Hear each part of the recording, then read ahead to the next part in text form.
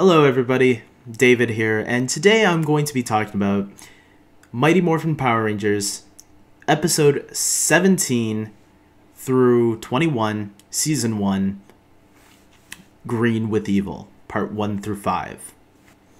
That's right, you didn't hear incorrectly, I am doing a 5-part episode. I'm just gonna talk about the entire 5-part miniseries of this Green with Evil episode, part 1 through 5. And the reason, number one, I don't want to just make 5 individual episodes when I can just talk them all at once easily, just throughout. And yeah, because less work, I guess, right? So this is the episode that really introduced Tommy, the Green Ranger. The Green Ranger is by far one of the most popular Rangers of all time. A lot of people would say that he was even the one that sparked the whole Mighty Morphin craze when he was first introduced. Because yeah, Tommy was everywhere, man. And when you ask someone what do they remember about Mighty Morphin or Power Rangers in general, the one you're going to get the most is the Green and White Ranger. And yeah, this was the episode that really helped the series explode and made it known to everybody what it was today. So, with that being said, what do I think of the character of Tommy? The character of Tommy in this episode is captured by Rita Repulsa and turned evil and attacks the Rangers, destroys the command center, gets rid of Zordon, and yeah, it causes chaos for our heroes, man. And he really puts up a huge fight. And at the time, this was something really huge and different than from the formula that they had created back in the first episodes. Here we're like 17 episodes in, and this changes the game. Really, for a kid show, this was intense, man. And you gotta give credit to the writers because they didn't know that this was coming. The way the show was done was that they would watch the Japanese footage and see what they could use and what they couldn't. And they thought the series was just going to be these 5 kids in colored costumes, and that was it. They didn't know that a 6th hero was going to be introduced. And I remember hearing this from Tony Oliver on one of the special features on the DVD, and he even said they were shocked, and they, right away went into casting and tried to look for somebody that could play this part. And Jason David Frank obviously was chosen, who is today still one of the most popular Rangers of all time. He goes to many conventions and probably gets some of the biggest lineups. I'm not trying to feed the guy's ego as if he, already needs it, but I mean, you can't deny that the guy is popular for a reason. The character, Tommy Oliver, is just a badass. He's a badass Ranger. So, yeah, I mean, of course, when you have an introduction like this where you get to kick the Rangers' asses, of course you're going to be looked at as the more badass character of the show. I also liked how they showed the karate competition between Jason and Tommy. It really kind of helped echo what would, things to come later down the line, where you see Jason and Tommy, how powerful Tommy is. That was to showcase how good Tommy was as a fighter. And it helps because once you get down to the final part of this 5-part series, Tommy and Jason go at it again. They go at it a couple of times throughout this 5-part series, but this first episode and the last episode was really the ones that showcased that. The first episode, you see at that competition that they're equals because they tied. But then at the last episode, they go at it again. So who's going to win this battle? Tommy or Jason? And it turns out to be Jason that beats Tommy, because obviously good has to prevail. But let's get serious. Tommy would have probably kicked Jason's ass. That's just my opinion. There's also this sword called the Sword of Darkness that's introduced, which to me never made any sense because it was a device that was used in the finale that, Jason destroyed, and that's how Tommy's spell was broken. And the reason why I think that was pointless, because Rita, if that was the key to breaking the curse, why wasn't the sword being used to make Tommy evil? That's something that kind of itches in my brain, but you know, this is a kid show, and obviously the writers aren't putting that much effort into it, especially at the time when they never even thought the series would go past season 1.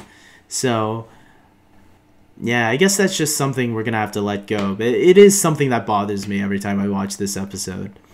I also liked Tommy and Kimberly's romance beginning in this one. This one, you know, Kimberly and Tommy would be that couple that every Ranger fan would still talk about today.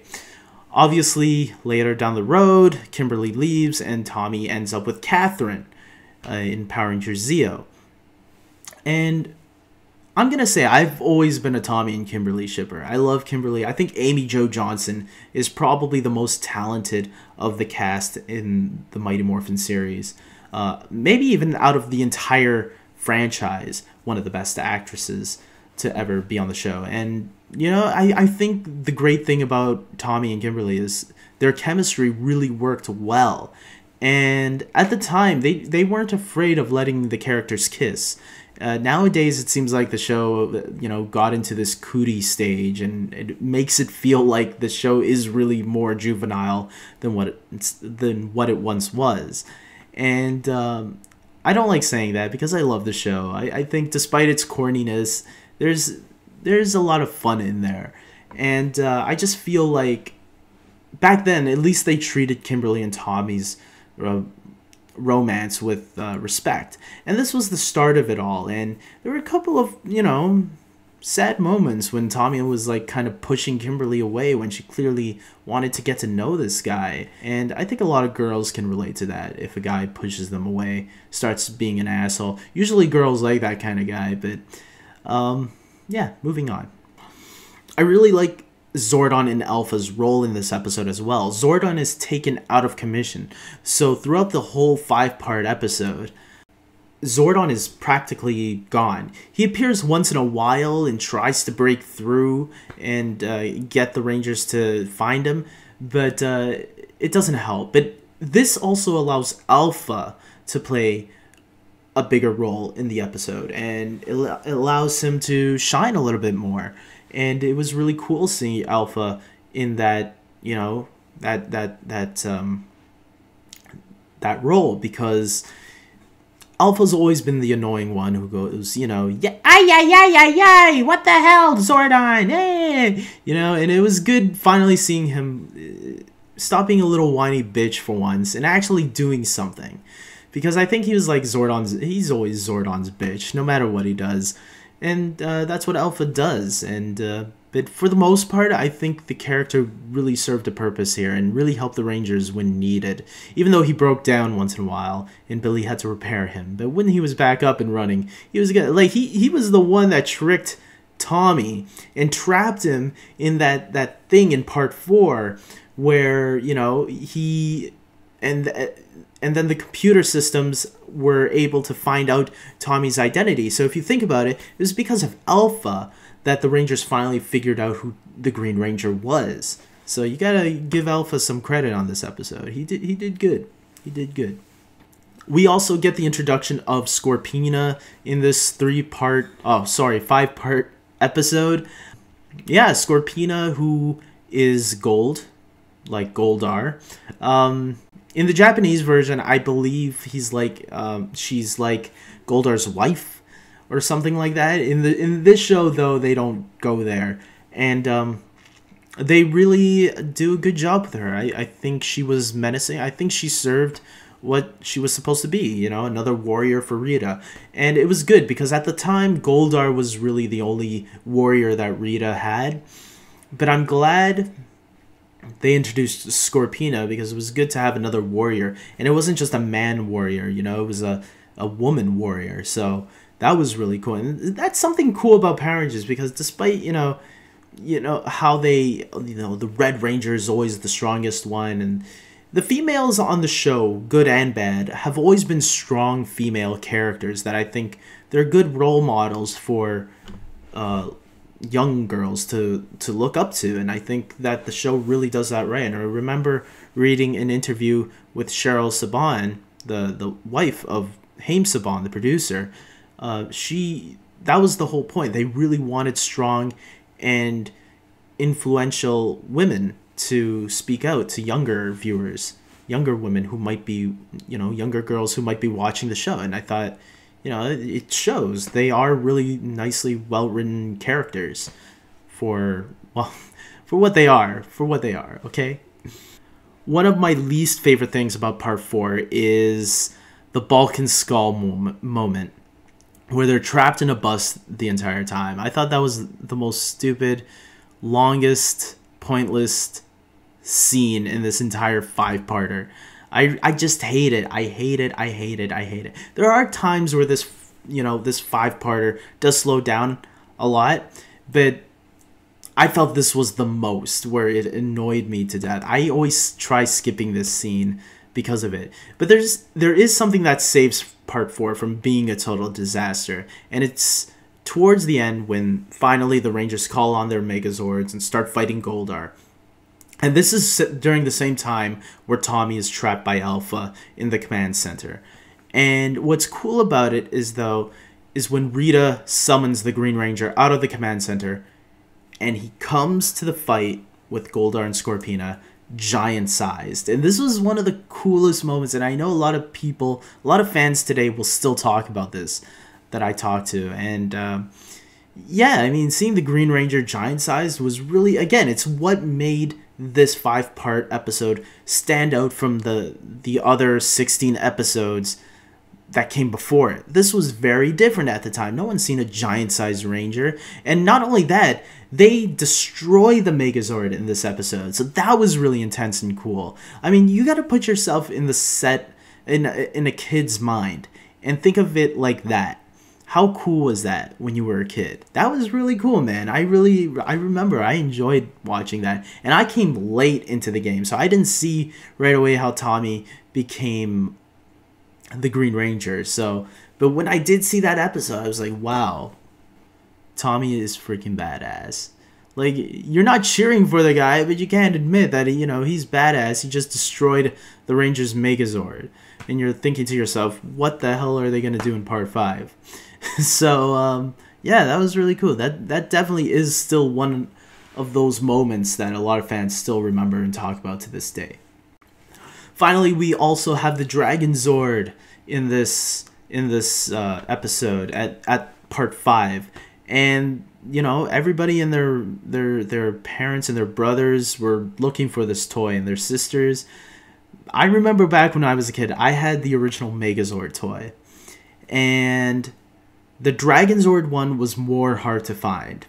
I did not get the Dragonzord until like a couple years ago, when I finally decided to buy it off eBay.